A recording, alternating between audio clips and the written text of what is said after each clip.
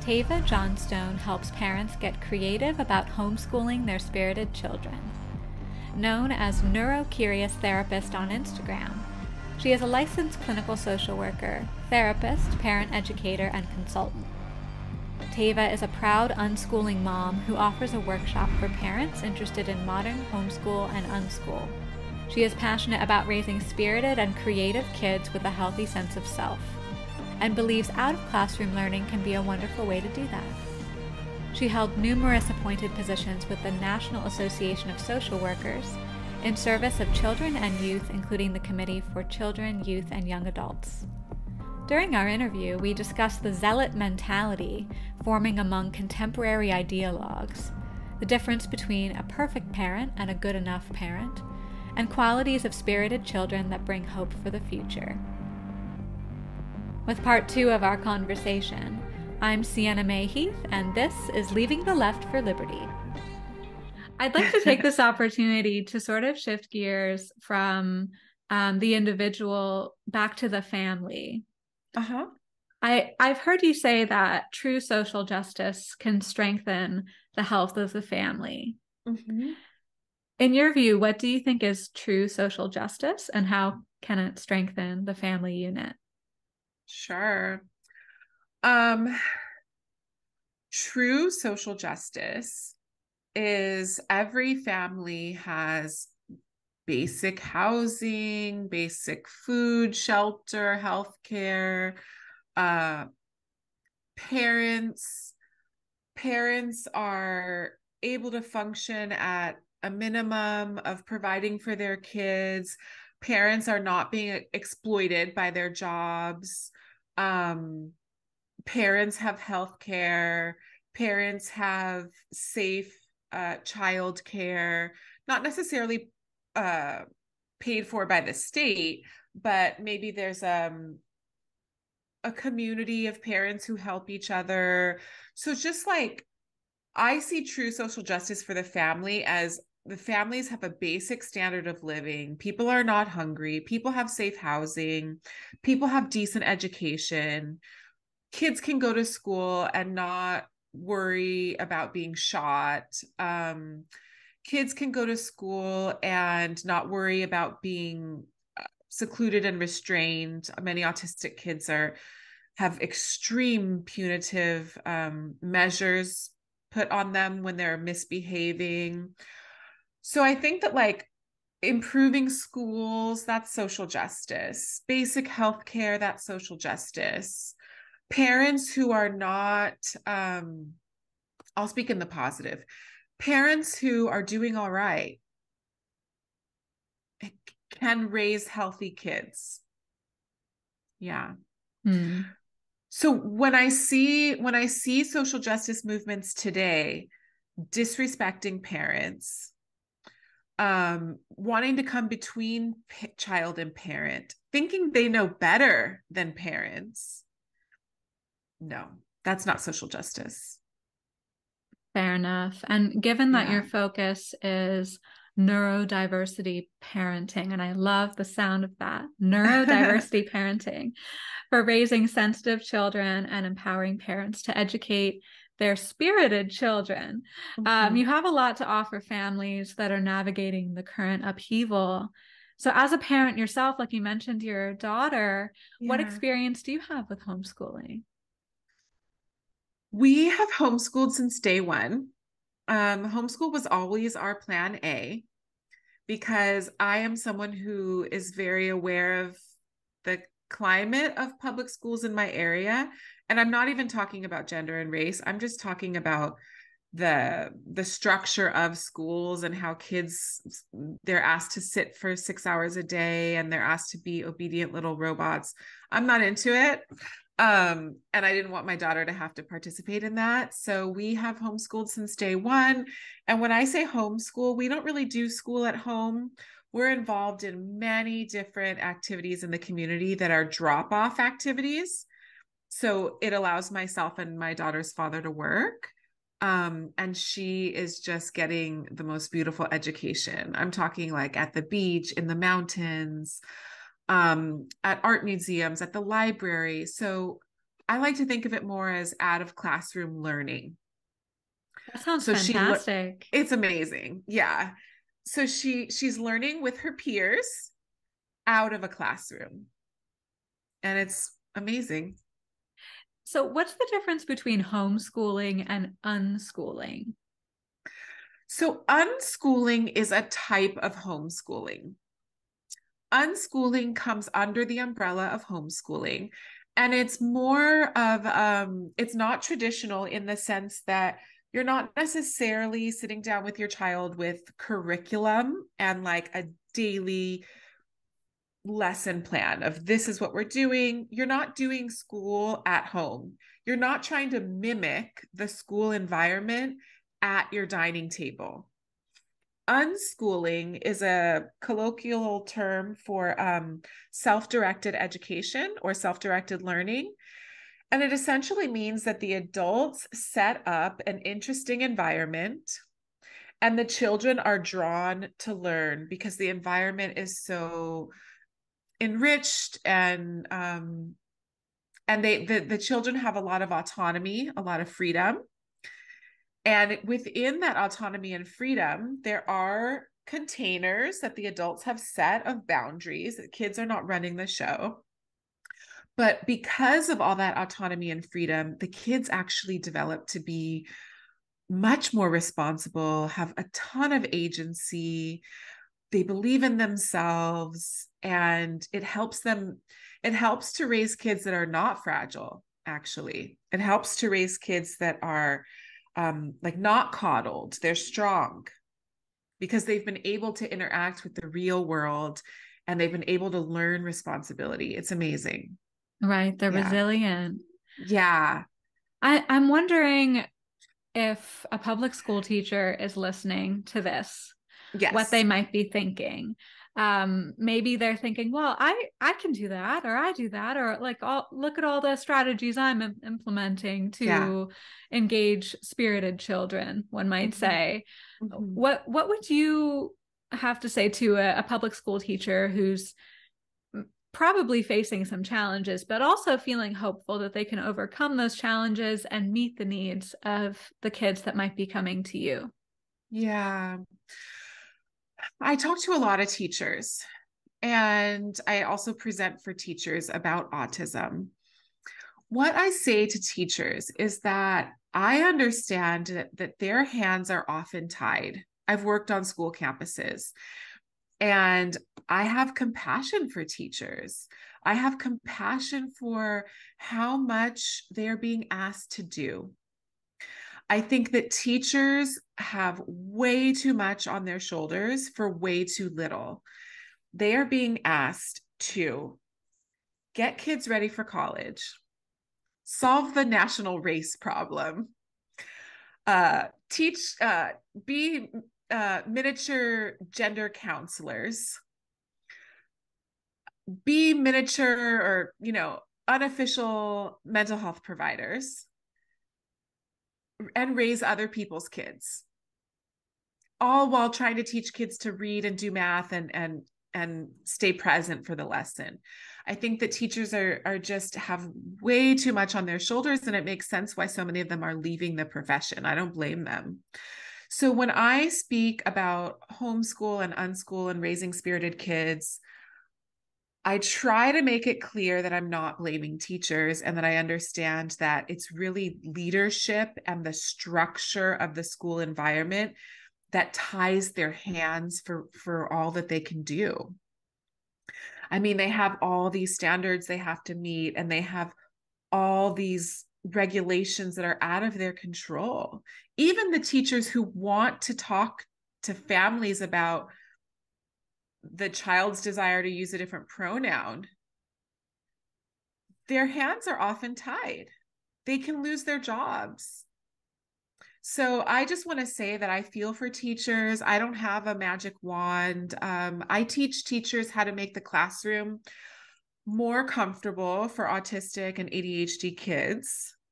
I give strategies for that, but many of them, they're kind of like, yeah, it sounds good. It looks great on paper. But realistically, within the system that I work, that is not possible. So I want to say to teachers that I feel for them, and I know, and I know that the issues are not their fault. Yeah, I think it's a good approach to take to address the system rather than the people. Yeah. And even so, like there are in education and in other fields, there are people that are seem very fond of the system, or at least more fond of the system than the idea of changing it or leaving it. So Yeah. if anyone is listening and is perhaps like someone who really likes the public school system, likes being a part of it, or as a parent that's happy with it, what might Yeah. you say to them? Oh, I say count your blessings. I say if you love your child's school, right on. Like seriously count your blessings because many people don't. So if you have a good situation, I think if it ain't broke, don't fix it. That's what I think. I don't ever tell families that they should do anything about leaving school, staying at school. That's not my role. If they decide they want to leave school, then I am here to help them understand more about the logistics of homeschool and unschool and how that might positively impact their child's mental health and well being, particularly neurodivergent kids. But it's out of my scope to say you should leave your school. That's an individual choice for parents. I love that. Yeah. Yeah. Yeah. It all comes back to the individual's choice and Yeah. desires and needs. And I think that's why mostly like I tend to align with like the belief systems around individual liberties, because I just Mm-hmm. think that that works in so many cases. Just to really like regard each person as an individual, as unique. And I think that brings out the Yeah. best in each person, whether they're an adult or a child. Yeah. And I'm I curious, agree. like, oh, sorry, I'm just like, I Sorry. have so many questions. Like, I'm just curious, over the past year or so, have you noticed a huge uptick in parents interested in homeschooling? Yes, yes. And I think that my view is skewed because I have like a self-selected sample, I post about homeschool and unschool and then they reach out to me, so it's kind of like they self-select. But there's an article that was published recently on Substack on free Black thought. It's a publication. And apparently, Black families are like, have this mass exodus out of the schools, public and private. Like I think the numbers are the fastest growing and the largest. So that was interesting. But yes, I have tons of families reaching out to me saying, I want to talk about homeschool. I want to talk about unschool as working parents, because that tends to be the logistical issue that can hold people back, because they're like, I work. And even if I don't work, I don't want to be home all day with my child doing school. And I'm like, I don't either. And we don't do that. So here are some other ways. So I have a program coming out about that. And so yeah, I have a lot of parents reaching out to me. It's mostly because the school is not a good fit for their spirited child. Maybe their child's autistic, ADHD. The structure of the school is not a good fit for their child's temperament. And I get parents who are interested in learning about homeschool because they're upset with some of the gender ideology stuff. But mostly it's autistic and ADHD parents. Hmm. And Yeah. and what makes their children especially spirited? Like, what are some of the qualities of a spirited child that's bringing you hope? That brings me hope. Or Yeah. that, okay. I love spirited kids. They keep us on our toes. They have so much energy. That's what makes school hard, is because they are movers and shakers. They are not sitting at a desk being okay with being trained to be obedient members of society. They are the change makers. They are the rebels. They're the free spirits. They're the ones who will speak up when injustice is happening and not be able to be quiet about it. And oftentimes these traits aren't the best match for public school. And that's okay. So what do I love about them? I mean, they can be really silly, honest, have like a subversive sense of humor, so creative, innovators. These kids are innovators. And many public school programs are teaching kids to be followers. They're teaching kids to be compliant. You get the right answer. You don't take a lot of risks because risk taking means you might get the wrong answer. And in order to be creative and innovative, you have to be comfortable getting the wrong answer. You should not be punished. It needs to be welcome to get the wrong answer, because that's how we create things. Is you fail first. You fail a whole bunch of times. And traditional schooling doesn't allow for that. And these are not my original concepts. What's his name? I want to say Sir Robert something. He's deceased now. He's from the UK. He used to speak about this a lot, about just like starting over with the schools, modernizing them. Yeah, and how schools kill creativity in children. Is he the one that speaks to the good enough parent? No, the good enough parent was Donald Winnicott. He was a psychoanalyst and I believe a British pediatrician as well. Okay. Yeah. Yeah. So you also asserted that parents don't owe their children to any movement. And within the context of the good enough parent, Mm-hmm. what do you think is a good enough parent as compared to a perfect parent? Okay, first I'll speak to parents not owing their children to any movement. Many parents, particularly again, I'm going to go back to many white parents, because of people like D'Angelo, have been taught that they need to raise social justice warriors. They need to start dismantling systems of oppression starting in kindergarten. And we see examples of this in Portland kindergartens, that the kids are being taught to be activists, they're being taught queer theory. And what I say to parents is no, you do not owe your child to any political movement. It's okay to reject the modern activist parenting ideas. You can still be a good parent and not do any of that stuff. Um, and so what does it mean to be a good enough parent in the context of, what was the second part of the question? Sorry. In the context of not giving in to the current climate, but also not shielding your child completely. Okay. So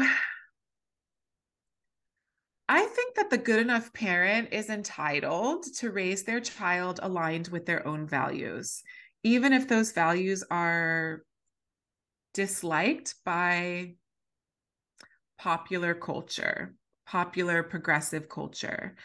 I think that the good enough parent selects the educational materials that their child's going to be exposed to if they have that option. Parents who are homeschooling, they have that option of having more of an eye on what their child is consuming for education. The good enough parent whose child is going to the public school, they might teach their child at home about their own values and their own beliefs, like you would a faith or science, and then let your child know that in school they might be exposed to some other ideas that our family doesn't really agree with. Kind of like if you're teaching your child about other religious beliefs, you can be respectful of those religious beliefs and still let your child know that that's not our religion. So I think that the good enough parent is aware of what is happening in society and not becoming too obsessed with it if they can avoid that. Because to become too obsessed with it, trying to be perfect, what that does to a parent is it creates anxiety, and you start to parent from a place of like neuroticism, trying to make sure your child like isn't exposed to anything. You could drive yourself crazy, because the reality is, unless you're keeping your child isolated in the bubble of your home, which is not healthy, your child's going to be exposed to people out in the world who identify as non-binary and, you know, different parts of the gender ideologies. So I think that the good enough parent, maybe they prepare their child for things that they're going to be exposed to, and they teach their child the values of their family. I wonder if one way of explaining some of this to a child is to say, like, rather than point fingers and say, like, even like, oh, that poor person, or like they're just mistaken, or maybe you could just say something inside that person is hurting. Mm-hmm. Yeah. Yeah. I wrote about this recently, explaining a person who has transitioned to a child when you don't subscribe to the ideologies. And I framed it in that way, that I believe gender transition is usually an intervention that's trying to relieve something that's hurting inside. And so that is how I would probably explain it to a child, is that, first of all, we're assuming the child can tell that this person living as a man is a female. So I think that if the child can tell, I don't think that it should be pushed under the rug. I think that that's gaslighting kids. I think that we should name that this person lives as a man because it makes them feel better inside. They were hurting. They were hurting in their heart, or they were hurting in their brain. Whatever the developmental stage of the child is, you would adjust the language. But like one time I had to explain like schizophrenia to my child because of how a homeless, mentally ill person was behaving in front of Barnes and Noble. So I didn't have a choice. I had to explain that this person has a brain that's different, and that is why they are behaving in this way. And so I would probably explain gender transition as this person was maybe sort of suffering in their brain or in their heart, and it feels better to them to live and to look like a man if they're female. It's very confusing. It's new Yeah. territory for parents. Yeah. And Yeah. you posted a related quote that motivated me to challenge core beliefs of mine, or maybe not the core belief, but more so like applying it, you know, just beliefs and understandings around respect and tolerance, like you were just describing, like respectfully saying, you know, this is what this person believes and this is what we believe. Yeah. And tolerating it to an extent while also maintaining a clear boundary. Yeah. And also beliefs just around being kind and polite. Mm-hmm. Yeah. The post quoted the social worker Norbert Rapp, who said, "You cannot help children and denigrate their parents." Mm-hmm. What does it look like to be good enough if you're a parent who questions or opposes gender identity theory?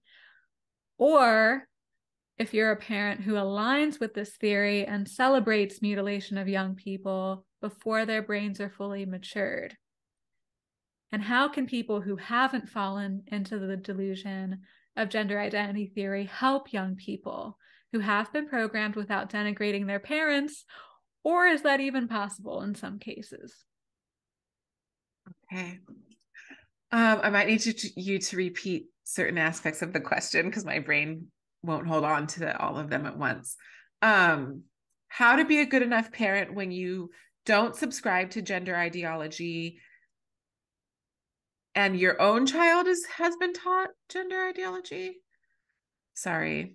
Yeah, actually, I'll break it down. Sorry, Okay, thank you. this was the thing that I emailed you that's been like going, Yeah, I've just totally. been, It's my neurodivergent yeah. brain myself. I need Yeah, it broken yeah, up it's in like, chunks. okay, so first, okay, so the quote was, "You cannot help children and denigrate their parents." Yes. What does it look like to be a good enough parent if you are someone who questions or opposes gender identity theory? I feel like you answered that already. I think so. Yeah. Yeah. But the real like hard question that's been challenging me and some of my core beliefs around respect, tolerance, and kindness is, what does it look like to be a good enough parent if you're a parent who aligns with this theory and celebrates mutilation of young people before their brains are fully matured? I think that parents who align with the theories, the gender theories, I don't think that, first of all, I don't think that they really have a strong understanding of the theories. I think that they are being good enough because many of them are following the clinical recommendations of licensed healthcare providers. They are following the suggestions that doctors and therapists are telling them. In most of society, a parent who follows doctor's orders, let's take our brains back to when most people trusted the medical field, right? I know we're kind of in a different era right now. But let's go back to when most people trusted the medical field and trusted doctors as experts and therapists as experts. A parent who followed doctor's orders or who followed the therapist's treatment plan was considered a good parent. Imagine the doctor saying, you need to start trying to get your child to sleep at 8 p.m. and turn the tablet off at 5. And the parent ignored the doctor, and the child's sleep problems continued and worsened. The medical professionals would start to look at that parent as not a very good parent if they're not willing to implement those guidelines and have those limits. So I think what makes many of these parents good enough is they're doing what they think is best for their child, and they're trusting the licensed clinicians. To become a licensed clinician in any field, we have to go through so much education and so much clinical supervision and a gigantic exam that it makes sense that the parents would trust those providers. Now, more and more people are coming out and not trusting providers. It's a cultural shift. But the majority of parents are not doctors. They're not therapists. They don't have time to do the deep dive medical school, research, and they trust their providers. And so I think that a good enough parent does what they believe to be best for their child.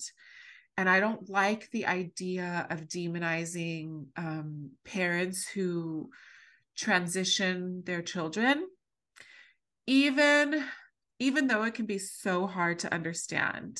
And I'm speaking generally right now. Of course, there are some parents who might do this for reasons that are not healthy and not not wholesome, if you will. I know that there's a lot of theories about parents trying to get attention and social justice points and stuff. I'm not speaking to that. I'm speaking to the average parent who has been told by providers that if they don't transition their child's going to kill themselves. Those parents who transition their children, the last thing they need is more attacks and more disrespect. They are so stressed, and major medical institutions are telling them to do what they're doing. And many of them, I think they might know in the back of their mind, they might question, how can this be right? And yet at the same time, the American Academy of Pediatrics, the American Psychological Association, the school districts, all these major trusted institutions, the ACLU, it's really hard to be a renegade parent. It's easy for us because we have that temperament. Temperamentally, I think you and I we're more free thinkers. We think for ourselves. We're more rebels. We're renegades, maybe innovators. But the majority of people are kind of like, they go along. They go along with what they're told. And I think this goes back to the schools. We're trained to do that in school. So what I'm hearing is that the idea of being a good enough parent is, of course, subjective, because being good enough as an individual depends on who you are and how self-aware you are. And so if the best you can do is listen to these organizations and be true to yourself as someone who's trusting of authority, then I guess that's good enough. And there's certainly a place for expressing empathy and concern in those situations, or maybe just taking a step back.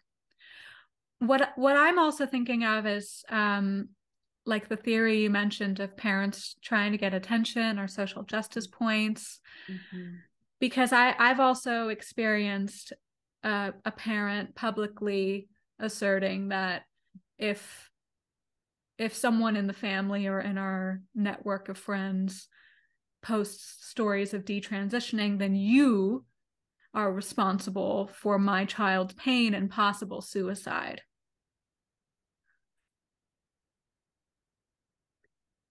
I see that as a parent who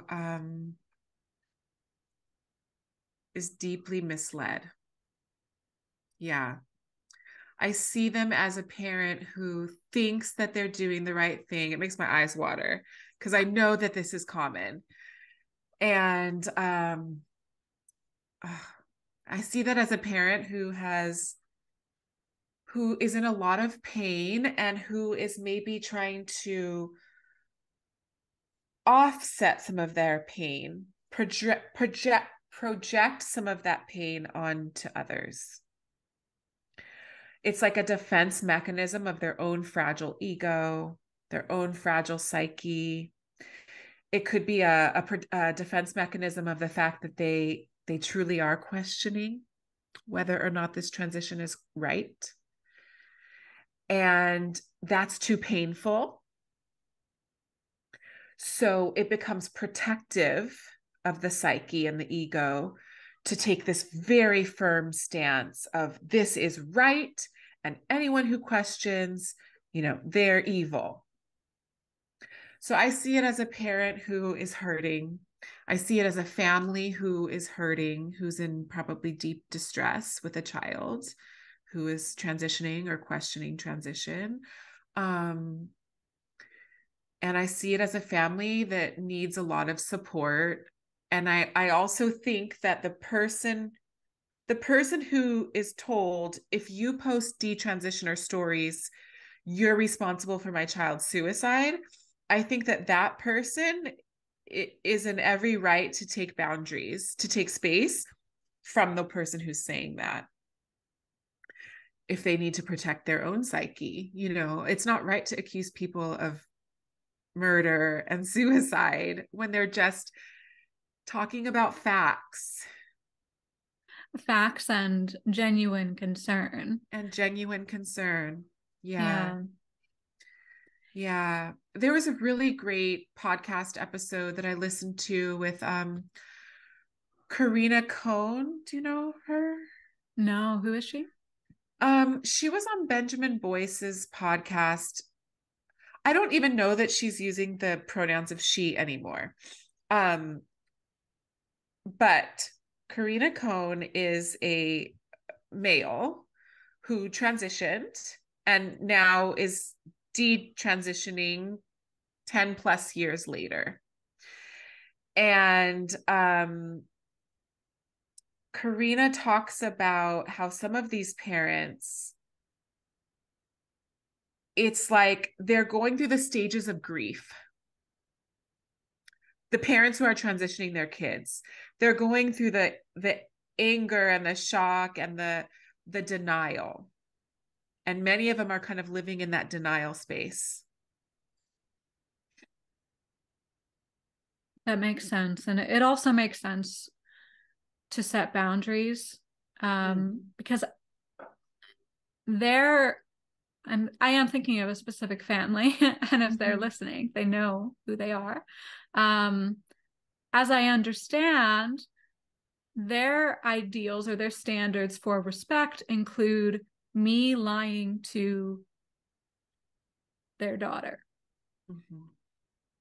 And of course, to them, it's not considered lying. But to me and my conscience, even if I'm the one who's completely deluded and it turns out men can be women, maybe I'm wrong.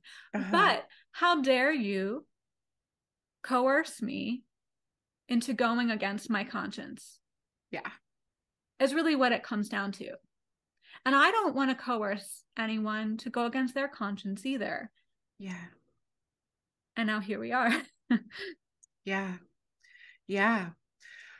I think that in my mind, I think that one of the most respectful ways we can approach this is if we do think of it as like religious pluralism.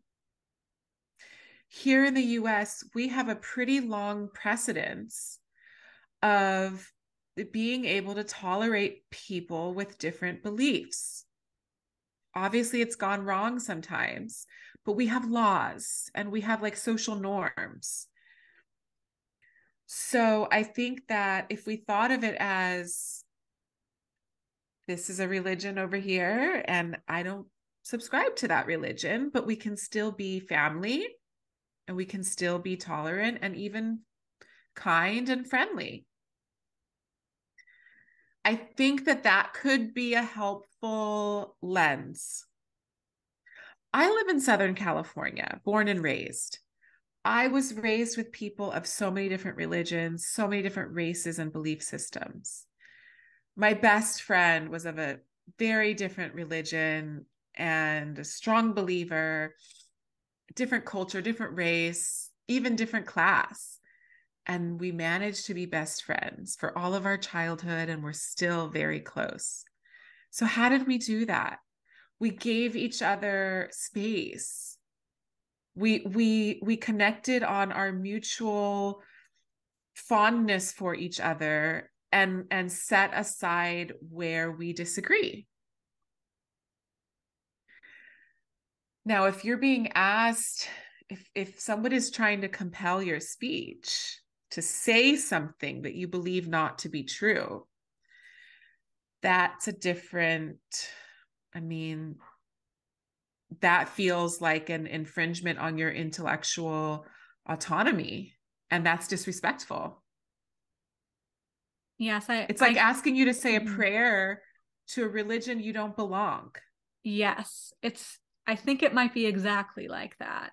Yeah. I can really appreciate this lens, and you're really actually helping me, and I hope some others too, because I was raised in an interfaith, intercultural environment, and I've formed friendships and bonds with people from different races, different religions, different lifestyles, different classes.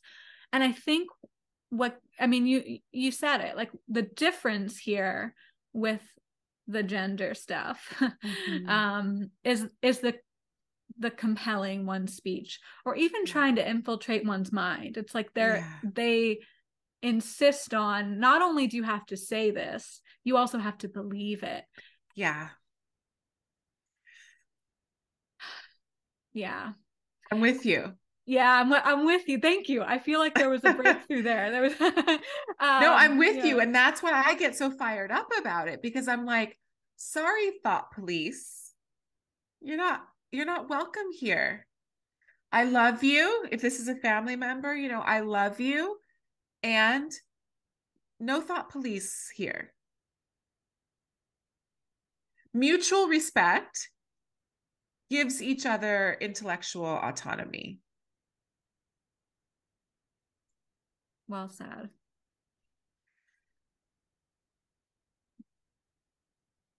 Another theme that I've been picking up on in your work and at large, to put it simply, is daughters, girls. Yeah. Do you think it's especially important to teach young daughters how to stick up for themselves, or is that skill just as important among young boys? I think it's important among girls and boys, daughters and sons. I sometimes amplify the cause of daughters and girls because I think that girls more than boys are socialized to be nice. I think that we might even have some innate differences between the sexes of being more agreeable. I think that there's some research around that. And so take the innate differences of more agreeableness combined with the socializing of be nice. And we have girls who are losing their voice, who are not being rewarded for being assertive in a way that traditionally many little boys have been encouraged and rewarded to be assertive.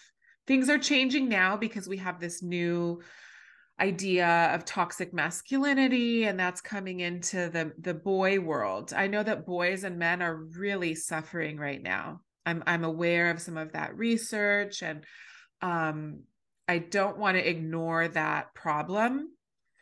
It's just that I choose to sometimes amplify the role of little girls and daughters because I have one, and because I know of the risks of us being told to be nice. As a woman myself, I've experienced tons of people wanting me to dim my light, to turn down my voice, to not be so strong in my message. And I don't know, I don't know if men experience that as much. I don't know. I know that they have other concerns and struggles that women have less of. But just from my own experience as a woman, I know that people often want me to sit down and shut up, essentially. And I want to make sure our little girls know that they don't have to sit down and shut up. Yeah, in the current climate, boys and men are experiencing that as well. Yeah, I know. Yeah. Yeah. One of the tips that you posted, like to teach daughters and perhaps really anyone who's just learning to stick up for themselves, Mm-hmm. is to say, I'm not okay with you controlling how I speak. Uh-huh.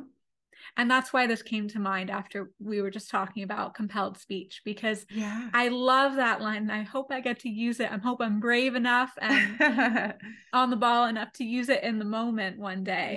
Just Yeah. say, I'm not okay with you controlling how I speak. I don't know how, I don't even know how someone might respond, because for me, that's such an obvious, like, that's, I feel like that's just such an obvious boundary. Like, how Yeah. on earth would you respond to that? But I suppose like some of the common responses in the realm of gender identity theory would be something along the lines of, well, if you don't say this, I'm going to be really, I mean, I'm just paraphrasing, but if you don't say this, I'm Yeah. going to be really depressed. I'm going to be really anxious. Don't you care about my mental health? Yeah. Yeah. And that's a theme that's coming up a lot today in families, and also more broadly in some of our institutions like schools and universities. It's a tricky legal line.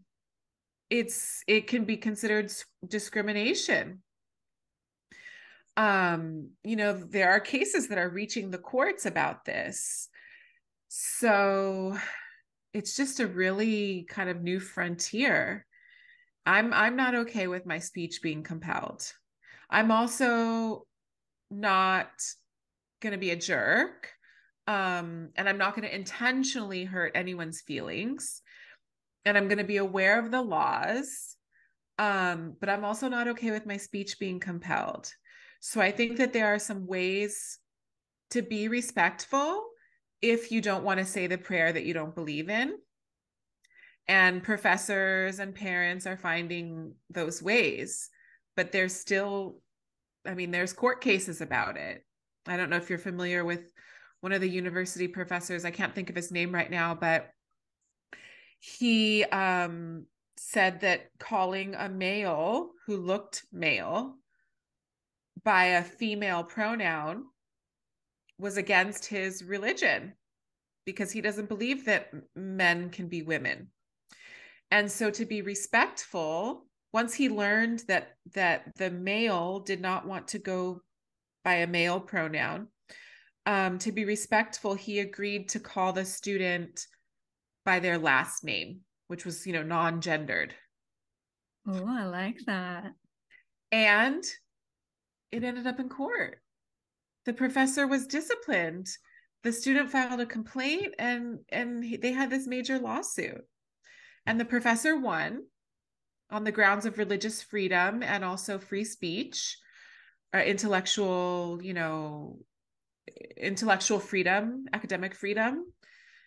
But it's like most people don't want to end up in court.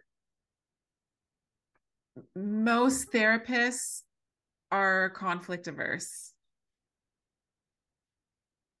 Really? That surprises me because some therapists specialize in things like couples counseling. Yes, So I would think that they would be good at navigating and facilitating conflict. I would think so too. And I'm sure some are. But I think that the majority of therapists, we are nice people and we want to be viewed as kind and compassionate. And that's why we so easily, I think, fall into some of these like emotional blackmail traps of social justice movements. I think it makes us especially prone. That makes sense. And psychotherapists are allowed to disagree with the medicalization of children. For every single diagnosis in the DSM, except gender dysphoria, why do you think that is? Like they raise a few eyebrows, like you said. I'm actually reading a quote from you. Like they may raise a few eyebrows for being against medicating ADHD, but never in a million years would they be labeled anti-ADHD kids. So Right. why do you think there's such a stark difference in your field on the topic of gender? I think that and I know some many others are writing about this. But when we make a clinical diagnosis an identity, and then we take that identity and we say that they are the most marginalized in all of society, they're the most at risk, they must be protected, revered, and not and criticism sort of like avoided. This identity becomes the sacred cow. I view that as dehumanizing, but many others don't.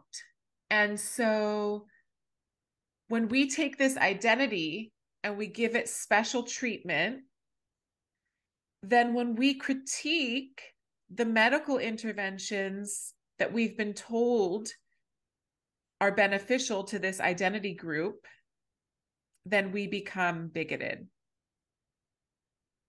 Even though the medical interventions are not based in evidence. They're not based in strong evidence, which is why so many countries are abandoning the approach.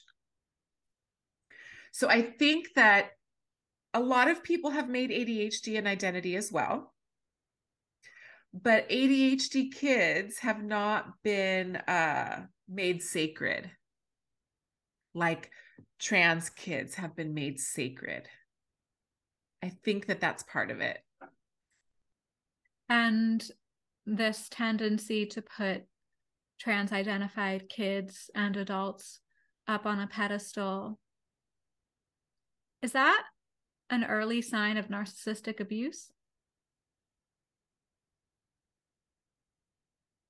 the people who are putting them on the pedestal are doing the narcissistic abuse? Yeah.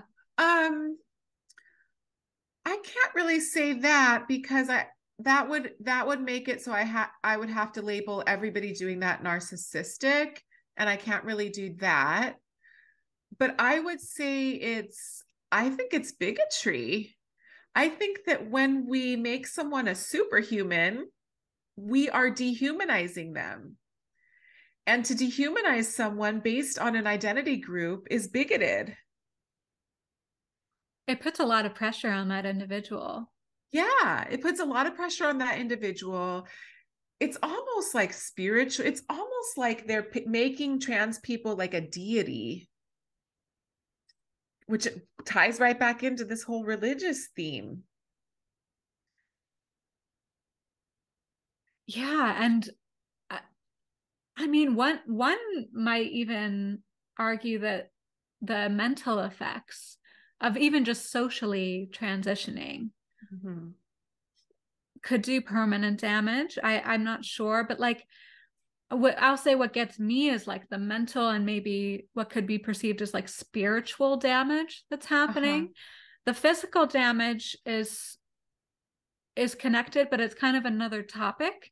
Yeah. Because like emotional abuse can leave scars that last perhaps longer Yeah. than physical. So what comes up for you like around the emotional damage that's happening, and like what concerns you most have around the effects of gender affirming care, or what's called gender affirming care? What is my biggest concern about what we call the gender affirmative care model? I'll speak about children because that is my field. That's my area of focus. I'll speak about children first. We don't have research. We don't have long-term studies to say that this is appropriate. The studies that we do have that have come out of independent, nonpartisan reviews in Sweden, Finland, the UK, and most recently Florida's public health, is that the risks of the model outweigh the benefits for kids on a broadly speaking. I can't comment on what an individual child needs. It's just like in my ethics, I only comment on that for a client, right? But broadly speaking, we don't have the evidence to support such an extreme model. It's extreme. The medical burden on the body is tremendous. The psychological impact of being referred to as the opposite sex by all of your family and social community is profound. Many kids, okay, there's a theory that many kids, once they have been affirmed in living as the opposite sex, even if they want to desist, they might struggle with that because it's like admitting that you were wrong. That's hard for a lot of people, including children, especially autistic and ADHD children, who tend to be more black and white, more rigid in their thinking. So imagine, let's take the adult developed brain for a minute. An adult has been living married for 10 years, and then they're separated and then they're divorced. That is a big identity shift on the brain and all of your different social networks that you were once married and now you're not. Now think of the child's brain. And let's say that they were socially transitioned and they lived as the opposite sex for 5-10 years. And now they're having doubts and they want to go back to living as their natal sex. But socially, they've been treated in this other way for so long. Imagine how hard that is for the brain to reconcile, a child's underdeveloped brain. And a family that has been celebrating you and having the confetti and the balloons and the flags and the t-shirts and the protests, affirming this other identity. And now the child is saying, I don't know if this is really for me, but my family has put all this on for me. Imagine. So other concerns I have for children are the physical medical burden. We know that there are compromises to bone health. There's a higher risk of cancer when you take cross-sex hormones, infertility, sterility, making irreversible medical changes to the body. I went like this because I was cutting off my chest. But, that's a big deal. We can't just chop up bodies and think it's not a big deal. I have concerns about the future intimate health of these kids. I think that we are deluding ourselves if we pretend that their future sexual function doesn't matter. I think that that's cruel and unusual to rob a child of that while they're still a child. That should be an adult choice, in my opinion.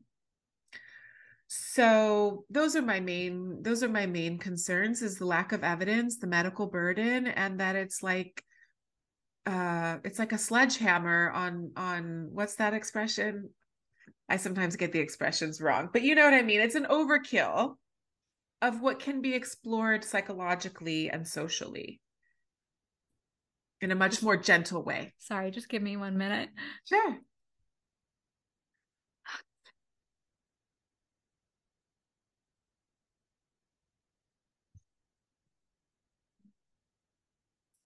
so sorry. I'm doing the pump. But thank you.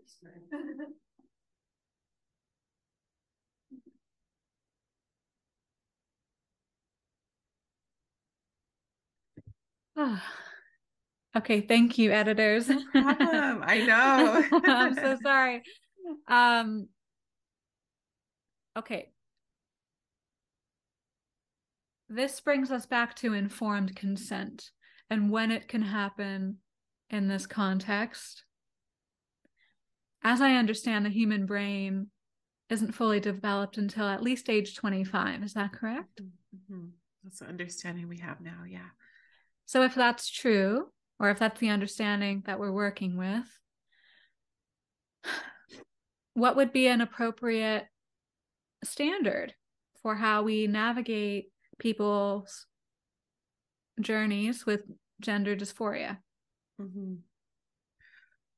Well, I'm a fan of the more exploratory, traditional depth psychotherapy approach that looks at psychological and behavioral challenges from a holistic lens that accounts for biology, psychology, social factors, spiritual factors, developmental stage. So I think that careful attention to all the different factors that may be contributing to the person's gender dysphoria should be accounted for and explored in psychotherapy. As far as informed consent and when someone should be able to consent for medical gender transition, that's a tricky one. Kids cannot give informed consent, period. So their parents are the ones consenting. And I think that informed consent should be truly informed. People should have a real good grasp of what that means, what it means to put that medical burden on the body. I am a fan of individual liberty, and I don't like the idea of the government coming in heavy-handed and controlling what doctors can do with adult patients. I think that there's room to improve gender medical transition in a way that doesn't empower the state more.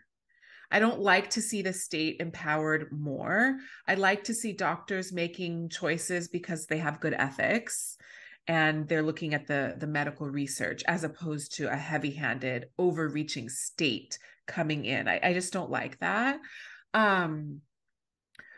So I can't really make the call on when that would be appropriate, like what age, but I just think that it's an adult decision. and it should be done after a lot of psychological treatment and exploration, and after a ton of informed consent on what this really means for the body. And I think that there should be a long window of time where the doctor could be liable for medical malpractice if the client says that this wasn't right for me and I wasn't informed on what it really meant for my body. And what's another way that you have in mind for, an effective way of encouraging caution that would not empower the state? With children or adults? We'll start with children, and then if you have thoughts about adults, feel free. Yeah. I think with children, it's easier to see some regulation come in. I think that what we can do is when our governing bodies, when our medical and psychological governing is not the right word, our professional organizations, if they were to shift their public stance on gender care for children as being one that broadly discourages medicalization, doctors would be motivated to listen more to those professional organizations, and doctors don't want to be sued. So I think that there's the cultural influence of our professional communities if they were to take a more evidence-based stance. And then I think that there's the threat of malpractice that can keep doctors in place.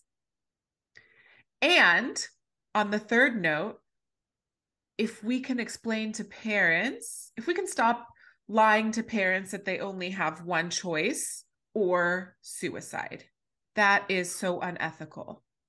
And so we can empower parents to make better choices for their kids because it's the parents consenting. And if we can give parents more tools to support their gender dysphoric or gender questioning child. So I think that those would be ways to not empower the state and to see some positive changes in pediatrics. With adults, it's a different beast because I like the idea of doctors having freedom to practice, and I like the idea of adults having freedom to make choices about their bodies. Like if a woman wanted to get, like I said earlier, a breast lift, a nose job, whatever, even if we don't agree with it, I still think that as free people in a free society, if we want to change our body in some way, I think that we should generally be permitted to do that. But I think that doctors, I just want to see a higher standard of care where they're giving the clients better informed consent. I think that could be a positive force. And then, of course, the threat of malpractice. People don't want to be sued. Yeah, fair enough. That was a really good summary of of the options on the table. Thank you for that. Of course. And reflecting on perhaps even your own mental health and those therapists who are speaking out and anyone else who's sharing their story of detransitioning, or just anybody, who's exploring a really dark topic, such as pediatric gender. What advice might you offer, like from your own perspective? Like, how are you balancing the work that you do to bring sense to this space, common sense to this space, while also making space for light in your life? That's a big one right now that I'm still learning. I have some tips I can offer, but I'm definitely still learning because I was really thrust into this gender world. I didn't really want to be here. But as I've said in writings, it's like once you see it, it's really, you can't unsee it. And if you're someone who has any moral compass and any courage, it's kind of like it, and you work for yourself. I feel that our voices are needed, and I feel I have an obligation to do this work for parents and kids. But it's so important to take space. And that's what I'm learning. I'm learning to take space. So like I've taken the whole month off of Instagram, and that feels really good. Um, and I've implemented stronger boundaries on my Instagram. So just the general public, general randoms, people can't reach me on Instagram. Only the people I follow. And I tinker with those boundaries, those settings, but I'm pretty closed. I'm pretty untouchable. No, but I've made it so where I can't really be reached. If someone has something to say, they can email me. So I think having those boundaries, having some distance, taking space. And I was talking to my mom about this the other day, that like the work, it never ends.